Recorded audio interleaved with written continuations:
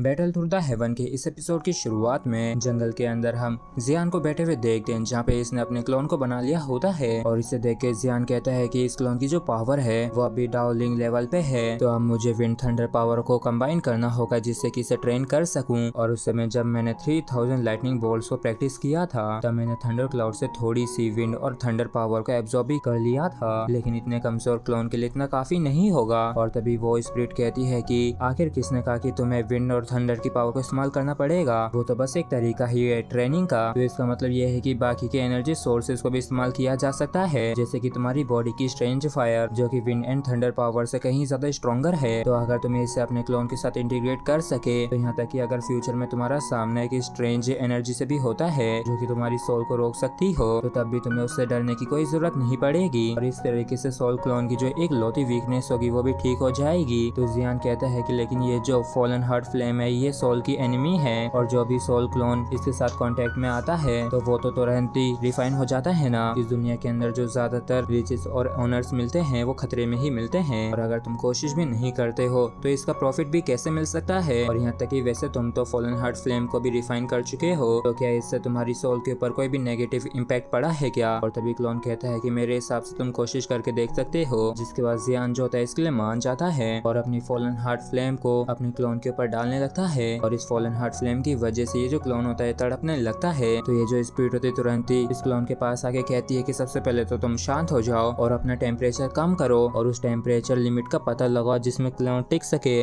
जिसके बाद ही धीरे धीरे करके अपने टेम्परेचर को बढ़ाना, जिससे टेम्परिंग इफेक्ट भी मिलेगा। और फिर जियान भी ऐसा ही करता है और फिर हमें सीधे अगले दिन का सीन दिखाया जाता है, जहाँ पे जियान का बॉडीगार्ड भी यहाँ पे खड़ा होता है। और इसे देख के जियान कहता है कि इतना ज्यादा मुश्किल है इस क्लोन को टेम्पर करना, और अगर मैं सफल होना चाहता हूँ तब भी मुझे 1 साल इंतजार करना पड़ेगा। तो लॉर्ड लू जो होते हैं ये कहते हैं कि बेटा खुश रहा कर, मेरी ऑब्जर्वेशन के अनुसार फाइतियान का जो क्लोन है तो वो कम से कम 5 सालों से ट्रेन कर रहा है, जबकि तुम तो उसकी बराबरी 2 महीनों में ही कर सकते हो। तो क्या तुम तब भी संतुष्ट नहीं हो। और कैलकुलेशन के अनुसार ट्विलाइट माउंटेन जो है वो उसी दिन खुलेगा, तो लोग काफी पहले से वहाँ पे इकट्ठा होने लगेंगे। तो अगर तुम जल्दी नहीं जाते हो तो यहाँ तक कि तुम्हें सूप का एक घूंट भी पीने को नहीं मिलेगा। जिसके बाद जियान जो है काफी तेजी से आगे की तरफ बढ़ने लगता है और मैप के रास्ते के अनुसार आगे बढ़ता जा रहा होता है। और जब जियान एक काफी बढ़िया सी सुंदर सी जगह पे आ जाता है तो उस जगह को देख के ये कहता है कि तियानवू माउंटेन सच में अपने नाम को डिजर्व करता है। और तो यहाँ पे काफी सारे लोगों को भी देखता है और इससे ये भी समझ में आ गया होता है कि पेड़ों की आड़ में अभी काफी लोग छिपे बैठे हैं जो कि अभी तक सामने भी नहीं आए हैं। और तभी जियान को देख के एक बंदा कहता है कि देखो एक और आ गया, यहाँ पे तो बिल्कुल भी जगह भी नहीं बची है। और ऐसे ही कोई भी मुंह उठा के चला आता है, वो भी बिना अपनी स्ट्रेंथ को देखे। और अब देखो तो पूरा ही माउंटेन लोगों से भर चुका है और हमारी जगह पे तो अभी थोड़ी सी जगह है। और ये जो तियानसन ब्लड पूल है ये हर 3 सालों में सिर्फ एक बार ही खुलता है, तो हर कोई यहाँ पे आके फायदा उठाना चाहता है। तो दूसरा कोई कहता है कि हाँ बात में दम तो है, आखिर कौन इतनी ग्रेट पावर को छोड़ेगा। और तभी हमें आसमान के अंदर एक काफी ज्यादा सुंदर कलरफुल रेन को देखते हैं, जिसे देख के सभी लोग काफी आश्चर्यचकित होते हैं। और इसे देख के जियान सोचता है कि ये तो मिस फैंग का माउंट है ना, जो कि फैंग लेई पवेलियन से है। और सभी लोग भी काफी हैरान होते हुए कहते हैं कि असल में फैंग लेई पवेलियन ने इन्हें भेजा है। और ऐसा भी कहा जाता है कि यंग जनरेशन के अंदर इसका सबसे हाईएस्ट कल्टीवेशन लेवल है, इसलिए ये फैंग लेई पवेलियन का अगला मास्टर भी बन सकता है। और इस बार तियानसन ब्लड की जो 10 जगह हैं वो इसकी ही होने वाली हैं। तो दूसरा कोई कहता है कि ऐसा कहना तो नामुमकिन है, क्योंकि इस मोमेंट पे तियानमू माउंटेन्स के ऊपर रीडल सेपरेशन की एनर्जी है, तो साइड के जो स्ट्रॉन्ग लोग है वो मदद नहीं कर सकेंगे। जिसका मतलब ये है कि अपनी खुद की स्ट्रेंथ के ऊपर ही निर्भर रहना होगा। और सोंगसाओ के अंदर कई सारे हिडन ड्रैगन्स और क्राउचिंग टाइगर्स हैं। और जियान भी सुन लेता है कि तियानमू माउंटेन के ऊपर असल में ताकतवर लोगों की एंट्री पे पाबंदी है, और शायद इसी वजह से मुझे यहाँ पे ऑलमोस्ट फाइतियान भी देखने को नहीं मिला है। और ये जो मिस फैंग है मैं इसकी स्ट्रेंथ को नहीं देख पा रहा हूँ, पक्का इसके पास कोई स्पेशल चीज होगी जो कि इसके ऑरा को कवर कर रही है। चलो जाने दो, अगर ये मेरे लिए परेशानी खड़ी नहीं करती है तो मुझे भी बिन मतलब का पंगा लेने में काफी आलस आता है। और ये कहती कि एल्डर मू इस बार तो 3 पवेलियंस बचे थे ना, तो इनमें से कोई भी तियानमू माउंटेन्स पे आया है क्या। तो एल्डर मू कहती है कि आखिर कैसे नहीं आ सकते हैं, वांगजियांग पवेलियन से तियान कुआन स्वागटांग यिंग आया है और हुआंग कुआंग पवेलियन से वांग चेन आया है, जबकि जिंगयुन पवेलियन ने मू क्विंग वान को भेजा था। इस चीज को सुन के मिस फाई कहती है कि वैसा देखता है कि इस बार इस सच में ब्लडी ग्रुप फाइट होने वाली है, जिसमें वाकई में काफी मजा आएगा। तो एक बंदा कहता है कि मिस वहाँ से जाने से पहले पवेलियन मास्टर ने कहा था कि आप हर चीज काफी केयरफुली करें, क्योंकि वैसे भी ये जो तियानशान ब्लड पूल है इसने काफी सारे यंग और पावरफुल लोगों को अपनी तरफ अट्रैक्ट किया है नॉर्थन रीजन से। तो ये मिस कहती है कि हाँ हाँ बिल्कुल वो जियान जैसे ही आए होंगे। तो बंदा कहता है कि आपको थोड़ा बहुत तो मालूम ही होगा ना नॉर्थन पवेलियन की मास्टर की स्ट्रेंथ के बारे में। तो ये जो बंदा है वो नॉर्थ पवेलियन मास्टर से बच निकला है, इसलिए हमें इसे हल्के में नहीं लेना है। तो मिस फाई कहती है कि वो एक ऐसा कमजोर सा बंदा है जो कि दूसरों की पावर का इस्तेमाल करता है और तियानमू माउंटेन के अंदर ज्यादा एनर्जी के ऊपर लिमिट लग जाती है और उसे सप्रेस कर दी जाती है, इसलिए सभी लोग अपनी स्ट्रेंथ के ऊपर ही निर्भर रह सकते हैं। तो इस बार वो हालात नहीं बदल सकेगा और तभी जो ब्लड पूल होता है वो ओपन होने लगता है और इसके शुरू होते ही काफी सारे लोग हवा में आ जाते हैं और इस पोर्टल के अंदर से इतनी ज्यादा पावर निकल रही होती है कि कई सारे बंदे यहाँ से पीछे हट जाते हैं और जब ये स्टेबल हो जाता है तो सभी लोग ही काफी आश्चर्य के साथ इसे देखने लगते हैं। और जांग झाओ तो सच में एक चमत्कार है और वाकई में वो सच में काफी सौभाग्यशाली होते हैं जो कि इन्हें देख पाता है। और चलो चल के देखते हैं कि जोंग झाओ के अंदर यंग जनरेशन में कौन सी पोजीशन को अचीव कर पाता हूँ। जिसके बाद जियान भी हवा में आ जाता है और बारी बारी करके सभी लोग काफी तेजी से इसके अंदर जाने लगते हैं और वाकई में इस ब्लड पूल के अंदर काफी सारे लोग जा रहे होते हैं। जबकि मिस फाई कहती है कि तुम लोग माउंटेन के बाहर ही रहना और बाकी का सब कुछ मुझ पे छोड़ दो। और वैसे तो ये सबसे आखिर में जाती लेकिन तब भी काफी तेजी में और काफी खतरनाक तरीके से सबसे आगे निकल जाती है। और इसे देख एक बंदा कहता है कि ये तो फेंकुयर है और हमारा जियान कहाँ पीछे रहने वाला था। तभी ये काफी तेजी से फेंकुयर के भी आगे निकल जाता है और फाई भी देख लेती है कि ये तो इससे भी आगे जाना चाहता है। तो ये कहती है कि चलो देखते हैं तुम में कितना जोर है और फिर तुरंत ही जियान के ऊपर अटैक कर देती है और एक के बाद एक करके काफी सारे करती है। लेकिन जियान सभी को 3000 लाइटनिंग का इस्तेमाल करके डॉज कर लेता है और इन अटैक्स की फोर्स का ही इस्तेमाल करके आगे बढ़ जाता है। और फिर ये कहता है कि मिस फेंग आपका बहुत बहुत शुक्रिया मेरी मदद के लिए। और फिर 3000 का इस्तेमाल करके जियान जो है तुरंत ही अंदर चला जाता है। जबकि फेंग जैसे ही इसे 3000 थंडर्स को इस्तेमाल करता देखती तो हैरान होती है। जिसके बाद ये भी काफी खतरनाक तरीके से तेजी से अंदर चली जाती है और तभी हम देखते हैं कि जियान अंदर किसी जगह पे आ गया होता है, लेकिन तभी कोई इसके ऊपर काफी खतरनाक तरीके से अटैक कर देता है। जियान जो है बड़े आराम से इन्हें डॉज करके इन्हें डिस्ट्रॉय कर देता है और तभी यहाँ पे फेंगी भी आ जाती है और इसके साथ ही यहाँ पे कई सारे लोग भी आ जाते हैं। तो जियान कहता है कि मैं तो बस आपसे एक कदम ही आगे था, लेकिन आप तो इतनी सी बात पे ही पीछे पड़ गई हैं और फेंगली पवेलियन से और क्या ही एक्सपेक्ट किया जा सकता है। मिस फेंग कहती है कि तुमने मेरे फेंगली पवेलियन के अंदर 9 हेवंस थंडर इम्प्रिजमेंट फॉर्मेशन को डिस्ट्रॉय कर दिया था और तो और ये नॉर्थन पवेलियन के मास्टर के चंगुल से भी बच के निकल पाया है और ये वाकई में अपने रेपुटेशन पे खरा उतरता है। क्यों मैंने सही कहा ना जियान। और जैसे सभी लोग इसका नाम सुनते तो हैरान होते हुए कहते हैं कि क्या ये वही जियान है जिसने शेन युन को मारा था। तो जियान कहता है कि मुझे ऐसा करने के लिए फेंगली नॉर्थ पवेलियन ने मजबूर किया था और अगर तुम उन्हें बदला लेने में मदद करना चाहती हो तो मैं पक्का तुम्हारा अंत तक साथ दूंगा। मिस फेंगली कहती है कि वाकई में तुम्हारी जुबान तो काफी चलती है और सच में मुझे कोई भी इंटरेस्ट नहीं है तुम्हारे ऊपर अपना समय बर्बाद करने का, इसलिए बस तुम ब्लड पूल तक पहुंचने का इंतजार करो तभी इस मैटर को निपटाया जाएगा। लेकिन बात तो ये है कि क्या तुम इसे अचीव भी कर पाओगे। और इतना कह के यहाँ से तुरंत ही चली जाती है। जियान भी यहाँ से चला जाता है और इन दोनों के जाते ये लोग कह रहे होते हैं कि काफी अच्छी बात है जो इन लोगों ने लड़ाई शुरू नहीं की और मुझे सच में मालूम नहीं कि क्या होता अगर ये दोनों सच में लड़ने लगते तो, और ना जाने इनमें से कौन बेहतर है। लेकिन सब कुछ क्लियर हो जाएगा एक बारी डेस्टिनेशन तक पहुंच जाएं और मुझे लगता है कि तब वहाँ पे इन दोनों के ही बीच में काफी ज्यादा खतरनाक बैटल होगी। और मेरी बात की जाए तो मैं अभी के लिए अपनी स्ट्रेंथ को ही मेंटेन रखना चाहता हूँ। जबकि इस तरफ हम एक लड़की को देखते हैं जिसे काफी गुस्सा आ रहा होता है और फिर हम जियान को देखते हैं जो कि मैप के सहारे किसी जगह पे आ गया होता है और इसे समझ में आ गया होता है कि ये मैप एक नंबर का बेकार है और यहाँ पे इतना ज्यादा कोहरा है कि मैं ईस्ट वेस्ट नॉर्थ में अंतर नहीं बता सकता हूँ और ना जाने मुझे ये तियानसन ब्लड पूल कहाँ मिलेगा। और तभी जियान एक जगह पे जाके देखता है कि एक बीस्ट एक बंदे के पीछे पड़ा हुआ है और तभी ये जो बीस्ट होता है काफी सारे आइसिकल से इस बंदे के ऊपर अटैक कर देता है। जबकि सब ये जो बंदा होता है ये वाकई में काफी तेजी से इन सभी आइसिकल्स को डॉज कर रहा होता है और एक ही अटैक में इसे मार देता है। और इसकी इतनी ज्यादा खतरनाक स्वॉर्ड ड्राइंग स्पीड को देख के जियान भी हैरान होता है। और तभी ये बंदा कहता है कि जो तुम देखना चाहते थे देख लिया। तो जियान इसके पास आते हुए कहता है कि नर्वस मत हो, मैं तो बस यहाँ से गुजर रहा था। तो ये बंदा कहता है कि मैं लोअर वांगजिन से टांग यिंग हूँ और तुम थोड़े बहुत अजनबी से भी दिख रहे हो। जबकि जियान सोच रहा होता है ये तो टांग यिंग है और फिर ये भी अपना नाम जियान बता देता है। तो ये लड़का भी हैरान होता है और पूछता है कि क्या तुम वही जियान हो जिसकी हाल ही में फेंगली पवेलियन के साथ एक काफी खतरनाक बैटल हुई थी। तो जियान कहता है कि हाँ वो एक छोटी सी तकरार तो हुई थी। फिर बंदा कहता है कि कोई छोटी मोटी फाइट यान जैसे ओल्ड मॉन्स्टर को अट्रैक्ट नहीं कर सकती है और ऐसा दिखता है कि इस ब्लड पूल के अंदर एक और पावरफुल एनिमी है। चलो ठीक है ये बातचीत करने का समय नहीं है, इसलिए चलो दोबारा तियानसन टेरेस पे मिलते हैं और तब शायद उस समय एक दूसरे के साथ काम करने की भी अपॉर्चुनिटी मिले। और तियानसन टेरेस के बारे में सोच ही रहा होता है लेकिन तभी ये बंदा यहाँ से गायब हो जाता है। इस चीज को देखे जियान भी हैरान होते हुए कहता है कि क्या तुम्हारा मतलब कोऑपरेशन से था क्या, और चलो कम से कम मुझे ये तो बता दो कि आखिर ये तियानसन टेरेस कहाँ यहाँ है, लेकिन फिर जियान को अकेले यहाँ से आगे बढ़ना पड़ता है। और रात के समय जियान कहीं और आ जाता है और कहता है कि यहाँ की एनर्जी काफी स्ट्रॉन्ग है, तो पक्का मैं तियानशन ब्लड पूल से ज्यादा दूर नहीं हूँ। और देख के ऐसा लगता है कि डायरेक्शन एकदम सही है। और तभी जियान किसी की आवाज सुनता है जो कह रहा होता है कि चलो लोगों से आराम से मिलते हैं। और तभी जियान फेंगलिंग फैक्ट्रल स्वॉर्ड का नाम सुनता है और इस आवाज को सुनते जियान भी हैरान होता है और ये पहचान लेता है ये तो नालन यान रैन है। और फिर हम नेलन को देखते हैं जिसके पीछे 3 बंदे पड़े होते हैं। एक बंदा कहता है कि चलो जल्दी से काम निपटा लेते हैं, तो दूसरा बंदा कहता है कि क्या तुम्हें बात समझ में नहीं आ रही है, हमारी बात मानो और जल्दी से साइकिक व्हाइट फॉक्स को सौंप दो। और अगर ऐसा नहीं करती हो तो ऐसा नहीं है कि आज से पहले हमने कभी भी ऐसा कुछ नहीं किया है। और जैसे यान रैन मना करती है तो ये तीनों ही अटैक कर देते हैं। फेलिन इन सभी को डॉज करने लगती है और वाकई में काफी खतरनाक तरीके से काफी सारे स्पाइक्स को डॉज कर रही होती है, जिसके बाद ये उड़ के जाने लगती है। इनमें से एक बंदा 2 स्वॉर्ड से अटैक कर देता है जिससे बाल बाल बचती और नीचे आके गिरती है। तो ये तीनों बंदे वापिस से इसे घेर लेते हैं और अपनी पावर से इसके चारों तरफ एक बैरियर से बना देते हैं जिससे कि ये भाग के ना जा सके। तो फेनलैंड जो थी तुरंत ही काफी सारी स्वॉर्ड्स को बाहर निकाल के स्वॉर्ड टॉर्नेडो से अटैक कर देती है, जिसकी वजह से जो बैरियर होता है इसमें काफी सारे क्रैक्स आने लगते हैं। तो इनमें से एक बंदा एक अर्थ ड्रैगन से अटैक कर देता है, जबकि सभी जो बंदा होता है ये कहता है कि